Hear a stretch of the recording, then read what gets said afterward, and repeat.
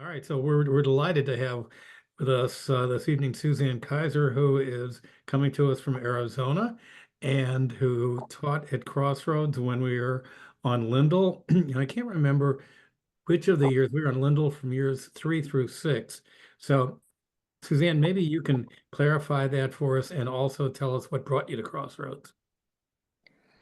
Well, it was in 77 and 78 that I was there. Okay. And I was there my first year was an intern for my graduate program for school counseling. And then you guys somehow decided to ask me back for the second year. Very and wisely, I think. Yeah. and I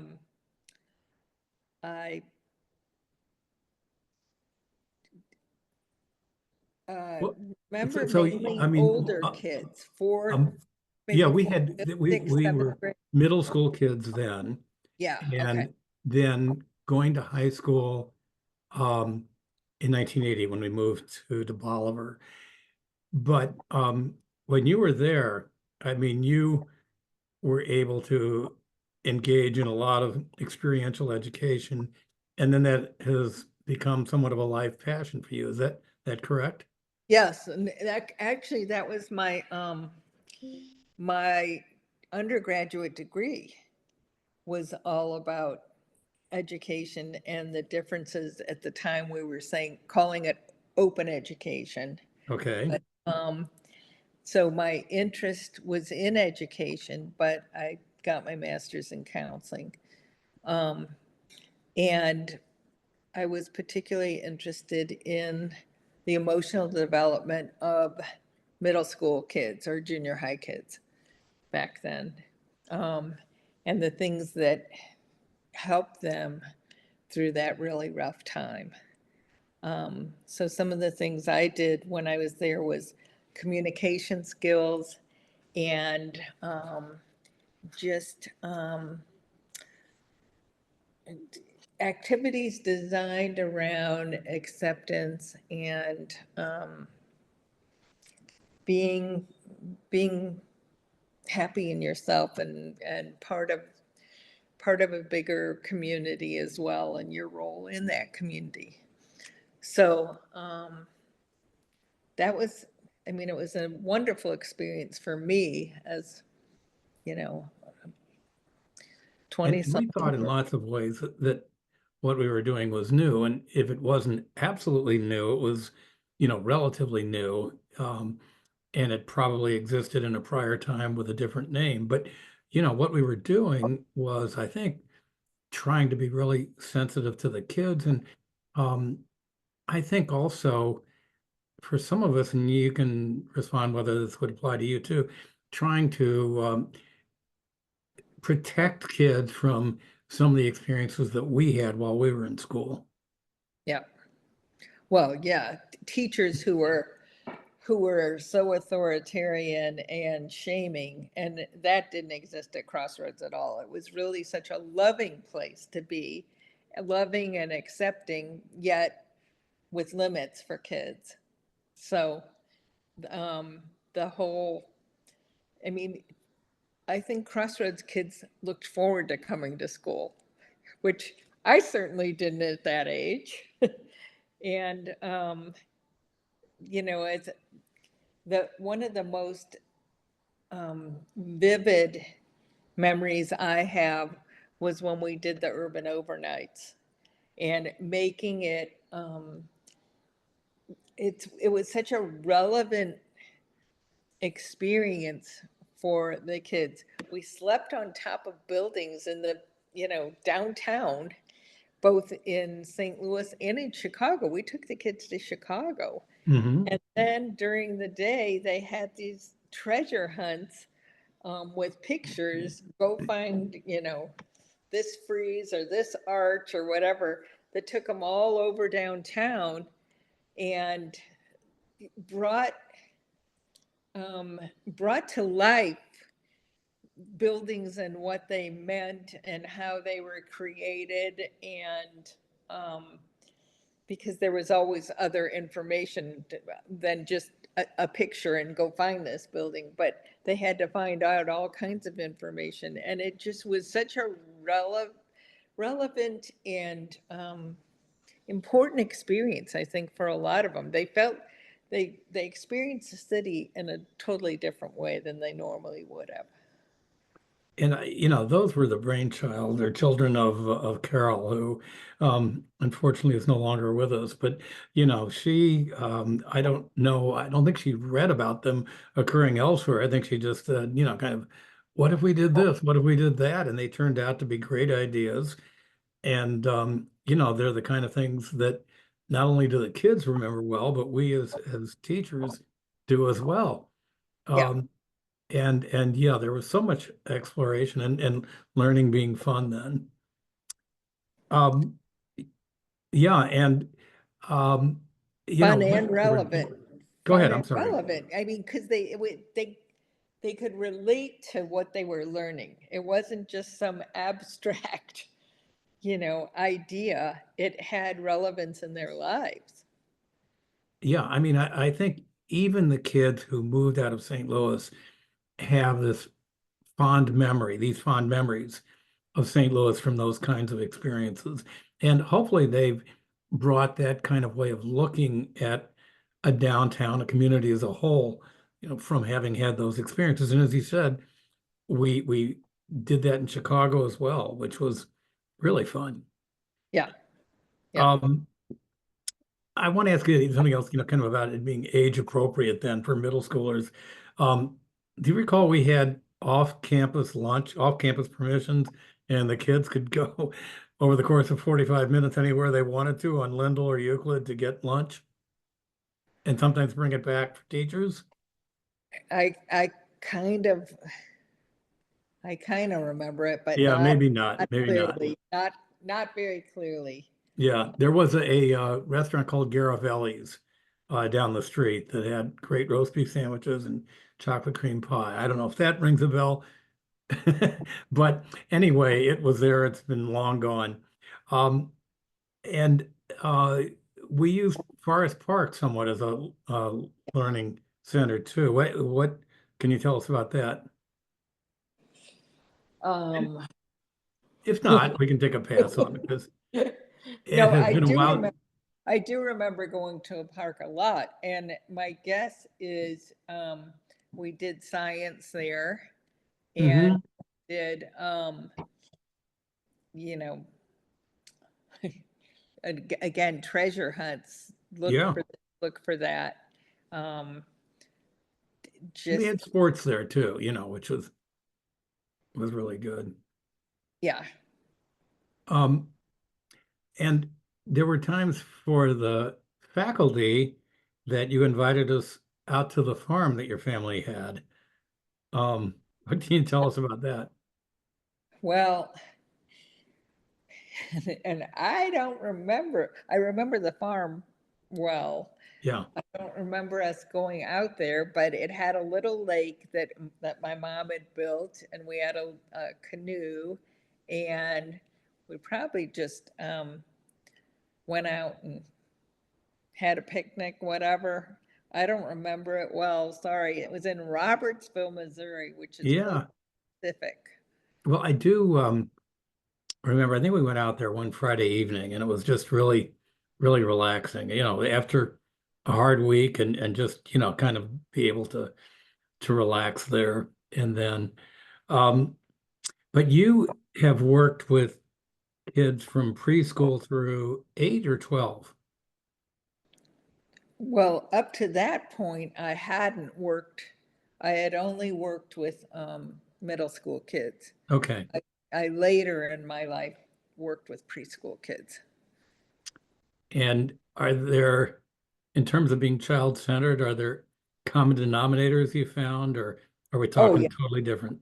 Well, what I did was open a school for young gifted children at a time when it was mainly daycare that was available for preschool kids. So these were not only preschool kids in an enriched environment, but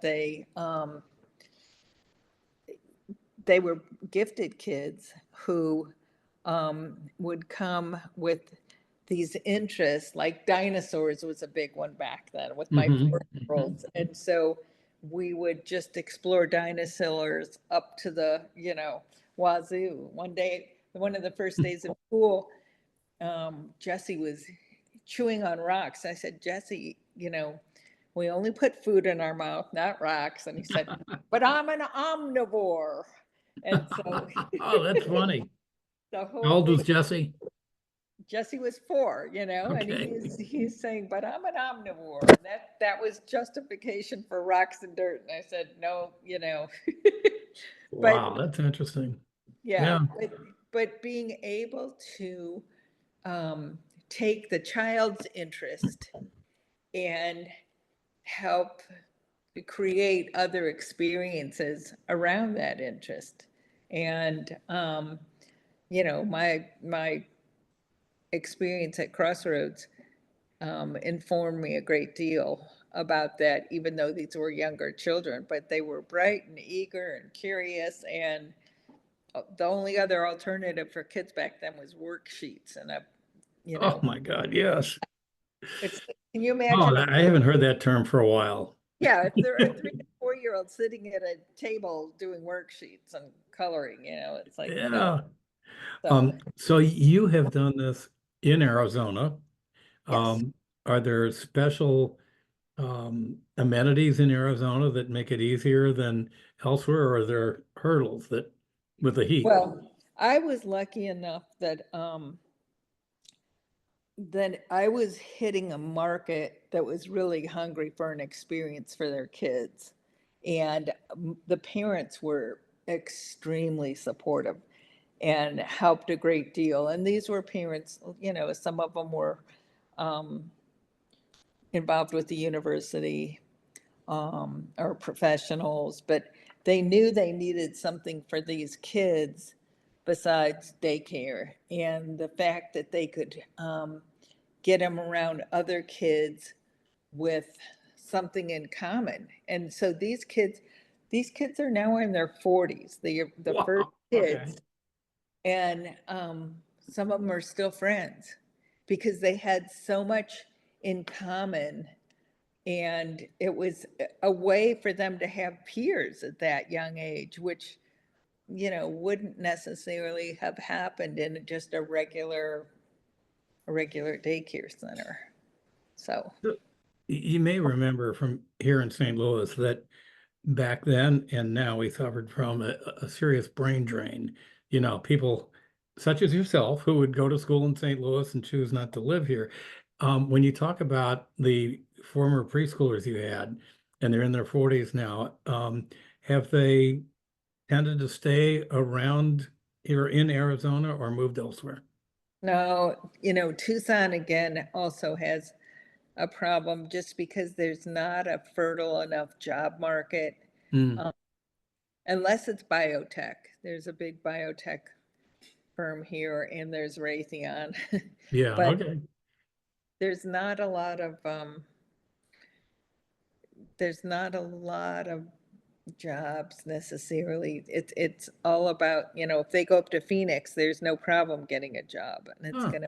it's gonna pay more. But Tucson is, I mean, used to make a joke that the servers had PhDs. So it's it's just a beautiful place to live, and people want to live here, and they can't necessarily find, a job that'll work for them. But it's changing.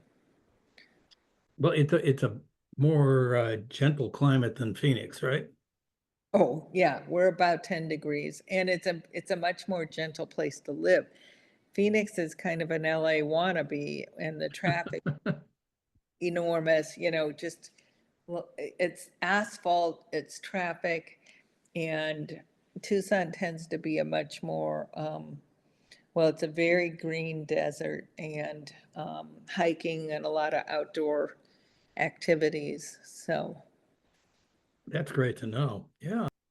Let me ask you this, because I find it really interesting that people who taught in alternative schools, whatever we want to call them, 30, 40 years ago, seem to me to be much more politically engaged than today's teachers.